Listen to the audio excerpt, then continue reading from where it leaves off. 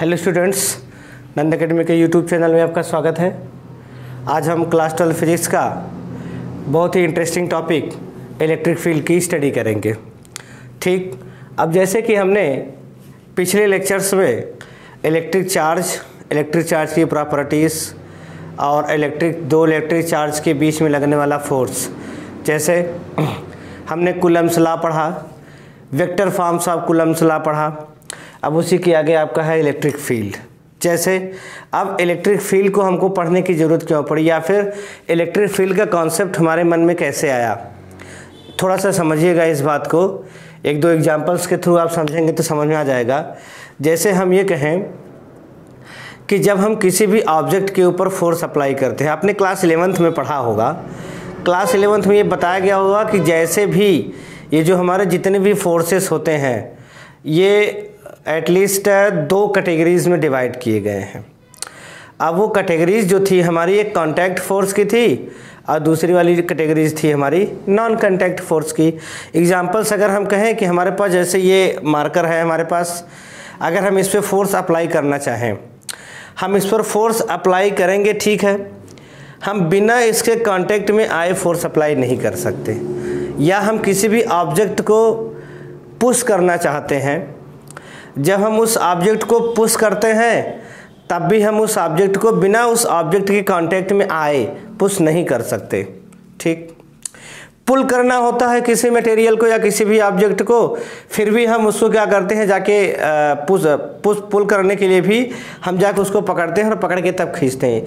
यानी हम कहें कि बिना कांटेक्ट में आए, यानी जिस मटेरियल पर, जिस बॉडी पर हमको फोर्स अप्लाई करना है, उस बॉडी के बिना अटैच में आए, हम ये कहें बिना कांटेक्ट में आए, हम उस बॉडी पर फोर्स अप्लाई नहीं कर सकते। ठीक बात, हम उस बॉडी पर फोर्स अप्लाई नहीं कर सकते। लेकिन आपने सबसे पहले लेक्चर्स में एक छोटा सा एक्सपेरिमेंट आपको बताया गया होगा। वो एक्सपेरिमेंट हमारा ये था कि जैसे हम किसी भी पेन को किसी कपड़े से क्या करते थे, रब करते थे, उसके बाद हम उसको पेपर पीस के पास लेके आते थे। हम ये देखते थे कि वो पेन हमारा उस पेपर पीस से थोड़ा सा दूर रहता था, उसके कांटेक्ट में नहीं रहता था। अगर आपने नहीं किया है तो उसको करके आप देख लीजिएगा कि जब पेन हमारा उसके कांटेक्ट में नहीं रहता था, उसके बाद भी हम देखते थे कि वो क्या करता था, उसके ऊपर फोर्स अप्लाई करना शुरू कर देता था और वो पेपर पीस हमारा थोड़ा बहुत इधर उधर होना शुरू हो जाता था। इट मीन्स जब हम उसको रगड़ते थे, उसको रब करते थे, उस मटेरियल के ऊपर चार्ज आता था।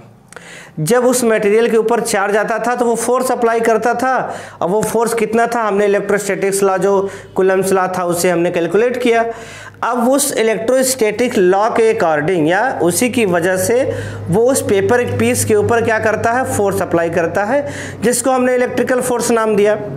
अब वो जो इलेक्ट्रिकल फोर्स अप्लाई करता है, हमने इलेक्ट्रिकल फोर्स अप्लाई करते हुए उसको देखा, लेकिन उसके साथ साथ हमने उसकी एक विशेषता और देखी, उसकी एक स्पेशलिटी हमने देखी कि वो जो इलेक्ट्रिकल फोर्स था हमारा, वो उस पेपर पीस के कांटेक्ट में नहीं आता था, उसके बाद भी उसको क्या करता था, वो अट्रैक्ट कर लेता था या फिर रिपेल करता था।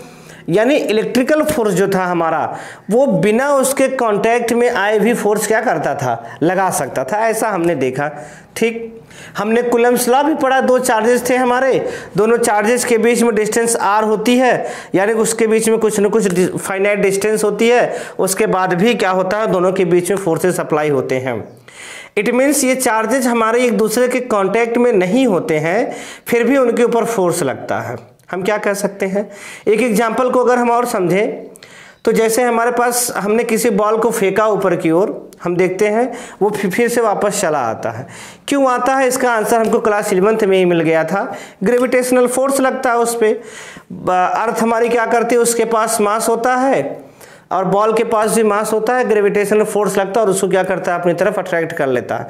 ठीक, जरा उस फोर्स के बारे में सोचिए, उस ग्रेविटेशनल फोर्स के अट्रैक्शन के बारे में सोचिए कि क्या अर्थ उस बॉल के कांटेक्ट में आई, उसके बाद फोर्स लगा, या फिर बिना कांटेक्ट में आए ही फोर्स लग गया, तो हमारा रिजल्ट क्या सामने आता है?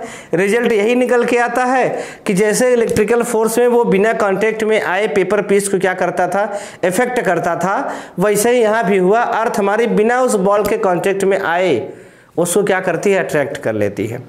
यानी ये दोनों फोर्सेस हमारे ऐसे हैं कि वो बिना कांटेक्ट के क्या करते हैं, अप्लाई हो जाते हैं। मतलब कांटेक्ट नहीं रहता है दो मटेरियल के बीच में, फिर वो क्या करते हैं, फोर्स अप्लाई कर देते हैं। ठीक, अब वो फोर्स अप्लाई करते हैं। फिर हमने क्लास 11th में एक छोटी सी टॉपिक पढ़ी थी, एस्केप वेलोसिटी। अगर आपको याद होगा तो इसमें बताया गया होगा कि हम किसी बॉल को जब फेंकते हैं बड़ी तेजी से, अगर वो उस ग्रेविटेशनल एरिया को पार करके चला जाता है तो वापस नहीं आता। वो ग्रेविटेशनल एरिया का सेंस क्या था, हम 11.2 किलोमीटर पर सेकंड की स्पीड से कैलकुलेट करके दिखाए थे। यानी वो अर्थ जो होता है हमारा, उसका जो ग्रेविटेशनल फोर्स अप्लाई होता है, वो किसी मटेरियल के ऊपर जो अट्रैक्शन फोर्स अप्लाई करता है, उस अट्रैक्शन फोर्स का अपना क्या होता है, एक एरिया होता है। उसी एरिया के अंदर वो क्या करता है, वो फोर्स अप्लाई कर सकता है। वो जो एरिया के अंदर फोर्स अप्लाई होता है वो उस बॉडी के द्वारा बनाए गए फील्ड से होता है। वो जो अर्थ हमारी क्या करती है, अपना एक फील्ड प्रिपेयर करती है। उस फील्ड में क्या करती है, वो उस फील्ड के अंदर कोई मटेरियल आता है तब तो वो उसको अट्रैक्ट कर पाता है। उस फील्ड के बाहर अगर कोई मटेरियल जाता है तो उसको अट्रैक्ट नहीं कर पाता। ठीक बात। सेम हमने एक एग्जांपल भी अगर और समझे तो हमारे पास मैग्नेट होता है। हमने मैग्नेट को भी करके देखा। एक मैग्नेट है, यहाँ हम किसी आयरन पीस को लेके आते हैं, यहाँ से लेके आए उसको अट्रैक्ट कर लेता है, यहाँ रखे अट्रैक्ट कर लिया, यहाँ रखे अट्रैक्ट कर, लेकिन जैसे जैसे डिस्टेंस बढ़ती है एक डिस्टेंस ऐसी भी आती है वो उसको अट्रैक्ट नहीं कर पाता। यानी इस मैग्नेट का इफेक्ट है, जहाँ तक इस मैग्नेट का इफेक्ट है वहाँ तक वो उसको अट्रैक्ट कर पाता है। जब इस मैग्नेट का इफेक्ट जहाँ नहीं रहता वहाँ ये उसको अट्रैक्ट नहीं कर पाता। ऐसे हम उसके अराउंड करके देख लिए, कुछ ही ऐसा स्पेस था, कुछ ही ऐसा एरिया था जिसमें कुछ ही उसके अराउंड कुछ ही ऐसे इफेक्ट थे कुछ ही एरिया में जहाँ वो क्या करता था, उसको अट्रैक्ट कर पाता था, नहीं तो नहीं कर पाता था। ठीक, यानी हम ये कहें कि जरूरी नहीं है कि फोर्स लगाने के लिए, यानी दूसरे मटेरियल के ऊपर फोर्स लगाने के लिए ये आवश्यक है कि दोनों बॉडी जो है वो एक दूसरे के कांटेक्ट में आए, यानी वो बिना कांटेक्ट में आके भी फोर्स लगा सकती हैं। जब एक मटेरियल हमारा दूसरे मटेरियल के ऊपर बिना कांटेक्ट में आए फोर्स लगाता है, उस फोर्स को हम नाम देते हैं फील्ड फोर्स। यहाँ उसी फोर्स की बात हो रही है। तो जब बॉडी हमारी कांटेक्ट में होती है, बिना कांटेक्ट लगाए अगर फोर्स लग जाता है, तब वो समझिए कि उसके पास क्या है, उस मटेरियल के पास एक फील्ड होता है।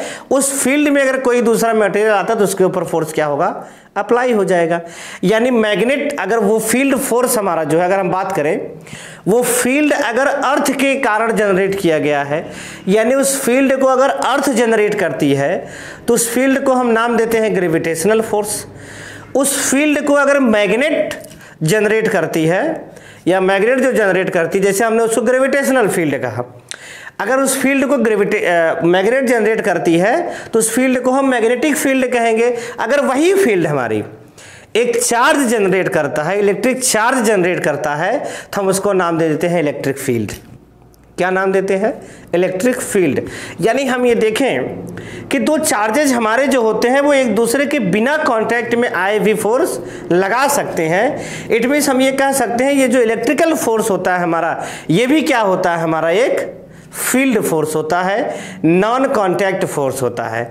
यानी चार्जेस बिना कांटेक्ट में आए भी फोर्स लगा सकते हैं। ठीक बात।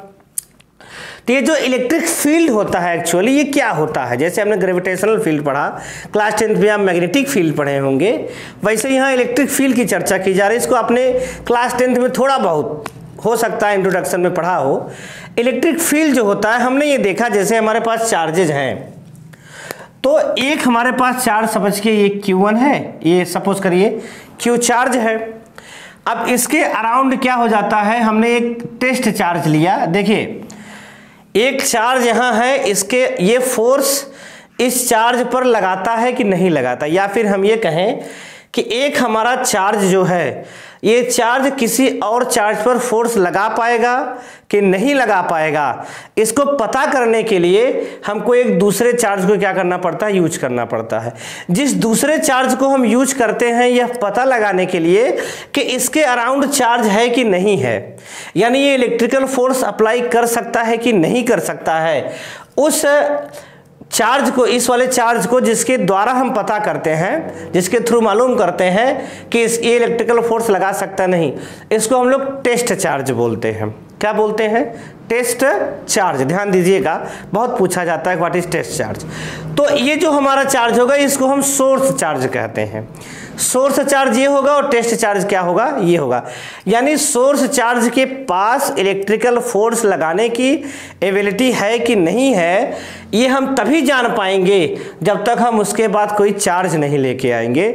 जिस चार्ज को हम पता करने के लिए लाते हैं उस चार्ज को हम लोग बोलते हैं टेस्ट चार्ज। यानी हम इसको टेस्ट चार्ज कह सकते हैं और इसको हम क्या कह सकते हैं, सोर्स चार्ज।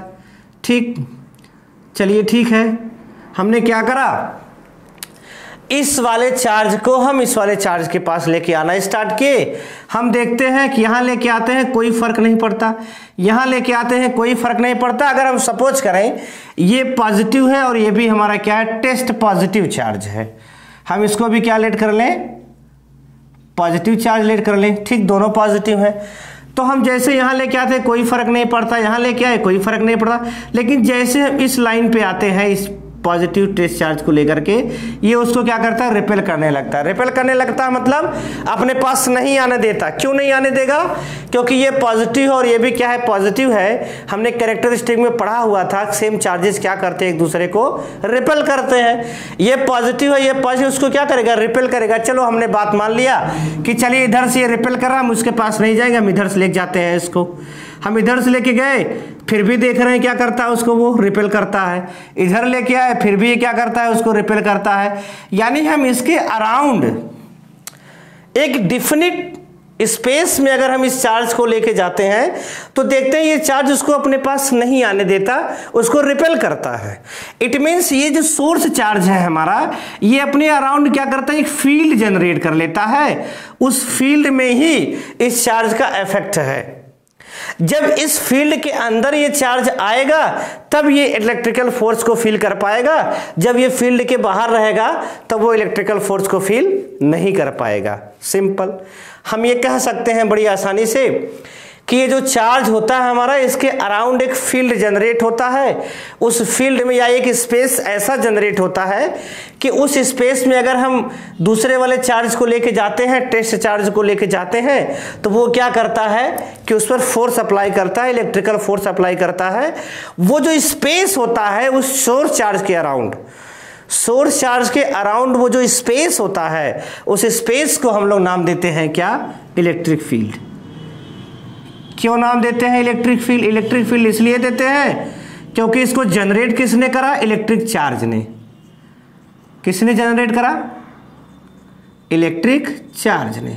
इलेक्ट्रिक चार्ज इसको जनरेट करता है, इसलिए हम इसको नाम देते हैं क्या, इलेक्ट्रिक फील्ड नाम देते हैं। चलिए अब हम यहां से सोचते सोचते कंक्लूजन पे पहुंच गए कि हर चार्ज जो होते हैं हमारे, जितने भी चार्जेज होंगे, सोचिए हम यहाँ नेगेटिव लेके जाएंगे तो उसको क्या करेगा, वो अट्रैक्ट कर लेगा। लेकिन कहाँ अट्रैक्ट करेगा, जब तक हम उसके स्पेस में नहीं जाएंगे, उसके अराउंड उस स्पेस में नहीं जाएंगे जिस स्पेस में इस सोर्स चार्ज का इफेक्ट है। यानी हम ये कह सकते हैं कि जो हमारा इलेक्ट्रिक फील्ड होता है, डिफिनीशन अगर हम लोग समझें तो सिंपल कह सकते हैं, द एरिया या फिर the space around a charge, the space around a charge where the another charge feels attraction और रिपल्सन फोर्स। और हम कह सकते हैं कि the another charge experience electrical force.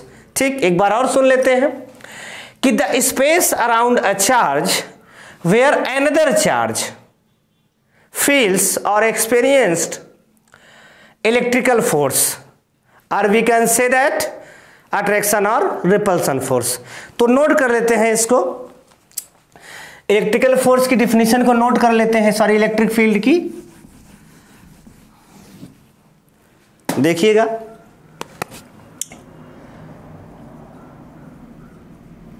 The space around a charge where another charge experience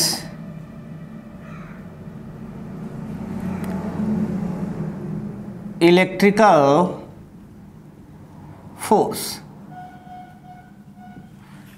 force called electric field।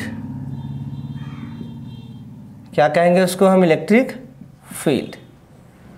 ठीक, बात clear हुई कि यानी किसी भी चार्जेस के अराउंड वो स्पेस जहां कोई दूसरा वाला चार्ज क्या करता है, अट्रैक्शन और रिपल्सन फोर्स को फील करता है, उसको हम क्या नाम देते हैं?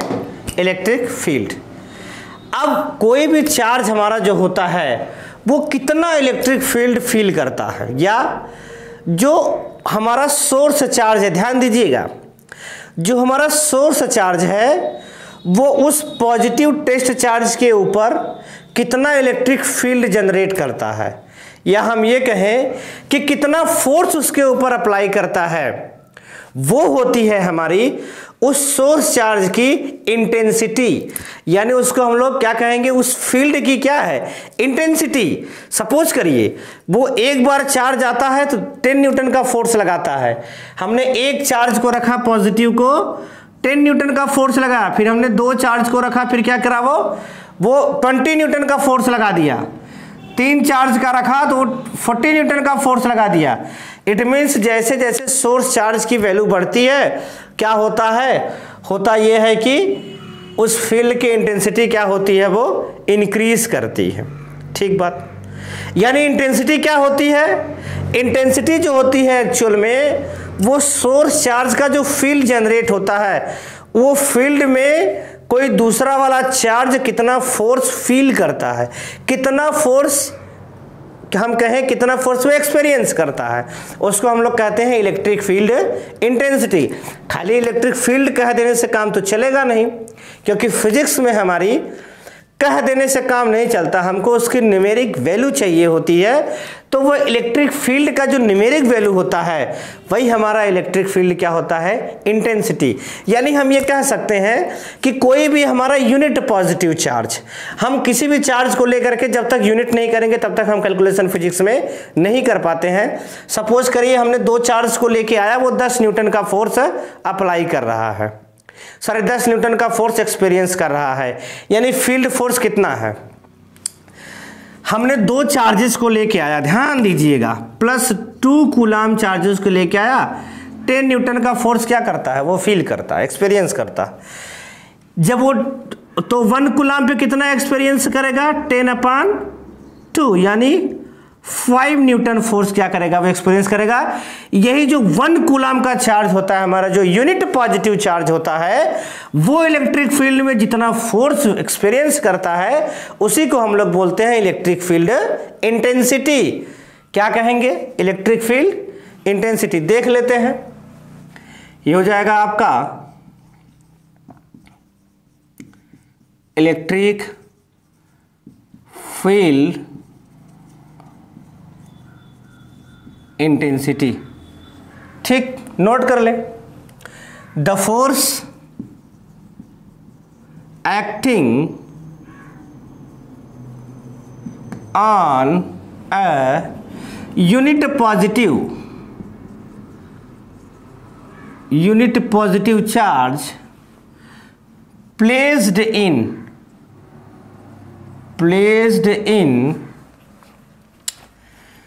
एन इलेक्ट्रिकल या इलेक्ट्रिक फील्ड। यानी इलेक्ट्रिक फील्ड में रहते हुए कोई भी यूनिट पॉजिटिव चार्ज जितना फोर्स फील करता है उसको हम क्या नाम देते हैं? Electric field intensity. It is denoted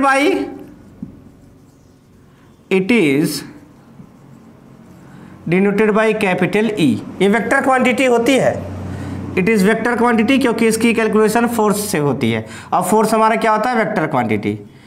it is vector quantity.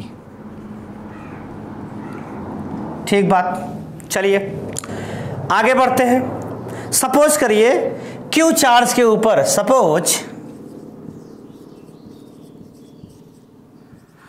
Suppose Q not charge experience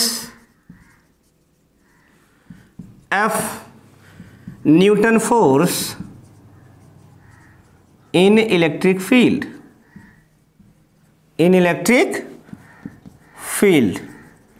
कितना फोर्स फील करता है? F newton. Then the electric field intensity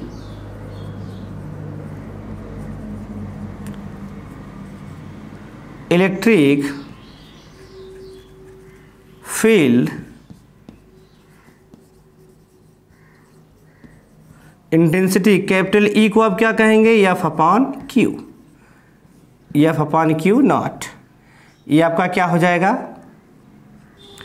electric field intensity. ठीक, यूनिट अगर इसकी हम लोग निकालें, बड़ा इंपॉर्टेंट है। यूनिट जो होगा हमारा न्यूटन, फोर्स है, फोर्स अपॉन चार्ज। फोर्स से क्या होता है? न्यूटन, और इससे क्या हो जाएगा? कूलम, न्यूटन पर कूलम्स। डायमेंशन अगर हम लोग निकालें, बड़ा इंपॉर्टेंट है, एग्जाम में आता है। डायमेंशंस निकालेंगे अगर, ये हो जाएगा हमारा न्यूटन यानी ml t इनवर्स 2, ये हो जाएगा a into T, class 11th में बताया गया होगा। ये ऊपर जाएगा तो आपका क्या हो जाएगा? ml t inverse 3 a inverse 1, ये हो जाएगा आपका डायमेंशंस। ठीक, अब अगला जो होगा आपका वो होगा, बड़ी इंपॉर्टेंट टॉपिक है कि इलेक्ट्रिक फील्ड इंटेंसिटी जो होता है हमारा, वो इलेक्ट्रिक फील्ड इंटेंसिटी जो हमारा था, एक पॉइंट चार्ज जो होता है वो उसकी इंटेंसिटी कितनी होती है। जैसे हमने यहाँ पे जो सोर्स चार्ज लिया, अगर सोर्स चार्ज की जगह हम एक पॉइंट चार्ज को यूज करें, सोर्स चार्ज जो हमारा वो पॉइंट चार्ज हो, वो जो पॉइंट चार्ज है हमारा, उसकी इलेक्ट्रिक फील्ड इंटेंसिटी कितनी होती है, अब हम उसको कैलकुलेट करेंगे। बड़ा इंपॉर्टेंट है, बहुत यूज होता है उसका, आगे चल के ढेर सारे डेरिवेशंस में उसके यूज होंगे, इसलिए खूब बढ़िया से इत्मीनान से उसको समझने का प्रयास कीजिए। तब तक इसको नोट कर लीजिए।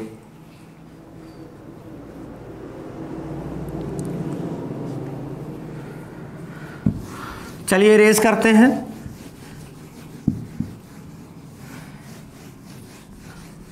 अगली टॉपिक हेडिंग होगी हमारी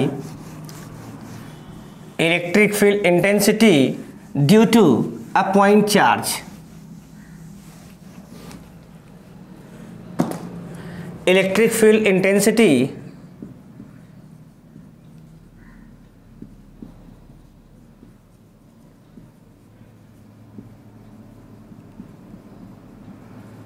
due to a point charge. ठीक, सपोज करिए ये हमारा सोर्स चार्ज है Q, यूनिट पॉजिटिव चार्ज। ठीक, हमने क्या करा, एक टेस्ट चार्ज को लेके आया Q नॉट, और ये इसका अपना क्या है कि फील्ड है। इस सोर्स चार्ज का अपना क्या है, एक फील्ड है। इस सोर्स चार्ज का अपना एक फील्ड है। अब इस फील्ड में इस सोर्स चार्ज और ये जो टेस्ट चार्ज है, इसकी डिस्टेंस कितनी? Small r। ठीक, ये जो इसका फील्ड जनरेट होता है, ये जो इस फील्ड जनरेट होता है, इसकी इंटेंसिटी हम लेट कर लेते हैं कैपिटल E है, और ये जो फोर्स अप्लाई करता है उसको लेट कर लेते हैं कैपिटल F है। बात एक बार फिर समझिएगा। समझिए हमारे पास क्या है, सोर्स चार्ज हमारा क्या है? Q है, यूनिट पॉजिटिव चार्ज जो है हमारा वो Q है, जो पॉइंट चार्ज जिसको हम कह रहे हैं। टेस्ट चार्ज हमारा Q नॉट है, हम इसको लेके आते हैं। ये Q नॉट हमारा इलेक्ट्रिक फील्ड में होने के नाते, इलेक्ट्रिक फील्ड में होने की वजह से इंटेंसिटी को फील करता है, या फिर इलेक्ट्रिकल फोर्स को क्या करता है? एक्सपीरियंस करता है। ठीक, अब वो जो इलेक्ट्रिकल फोर्स एक्सपीरियंस करता है वो कितना करता है, हम उसकी कैलकुलेशन करने जा रहे हैं। इलेक्ट्रिकल फील्ड इंटेंसिटी उस पर कितना लगता है उसको कैलकुलेट करने जा रहे हैं। ठीक, ध्यान दीजिए। जैसे हमने ये पढ़ा, ये हमारा Q नॉट है, ये हमारा Q है, ये डिस्टेंस R है। तो हमारा कूलम्स लॉ क्या कहता है कि दो चार्जेज जो है हमारे, उनके बीच में डिस्टेंस अगर स्मॉल r है तो उस पर जो इलेक्ट्रोस्टैटिक फोर्स लगता है वो होता है F equal to Q1 Q2 upon R square 1/4πε0 के साथ। ठीक, थोड़ा सा लिख लेते हैं इसके बारे में। Let a source charge, source point charge which have electric field intensity, which have electric field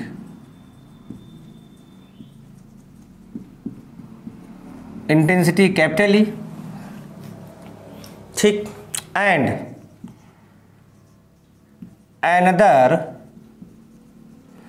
positive test charge placed at a distance small r from the source charge, from the source charge. Then according to Coulomb's law, then according to Coulomb's law, force between both charges, ठीक, F equal to 1/4πε0 Q0 upon R square. This is equation number 1। ठीक, यहाँ से अगर हमने देखा, just इसके पहले जो इलेक्ट्रिक फील्ड इंटेंसिटी की हमने डिफिनेशन पढ़ी, उस इलेक्ट्रिक फील्ड इंटेंसिटी की डिफिनेशन में E इजिकल टू क्या होता है, F अपॉन Q। तो अगर हम यहाँ से लिखना चाहें फ्रॉम द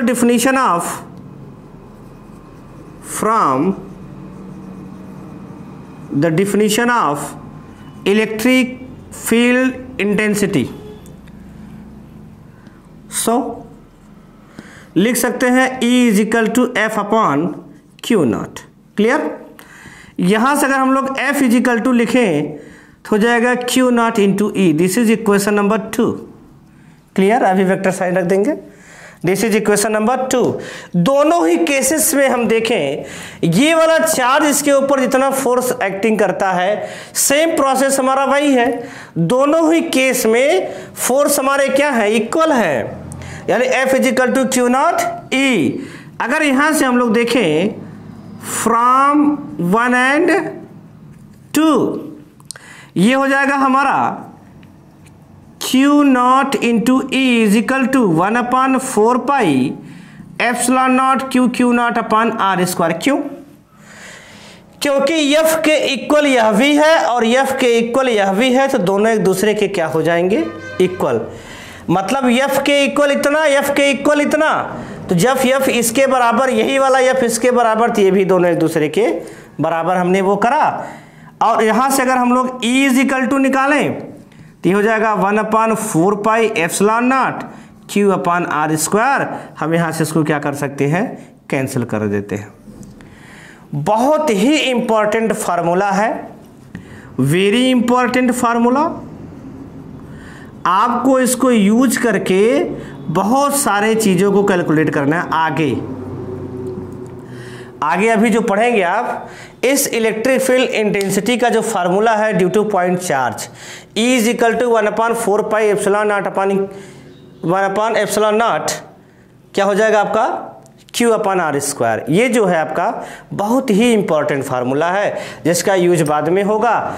अब अगली जो लेक्चर है हमारा, अगले लेक्चर में हम इसी इलेक्ट्रिक फील्ड के बारे में और सारी कंडीशन में इलेक्ट्रिक फील्ड कैलकुलेट करनी होती है, जिसको हम अगले लेक्चर में देखेंगे। Thank you.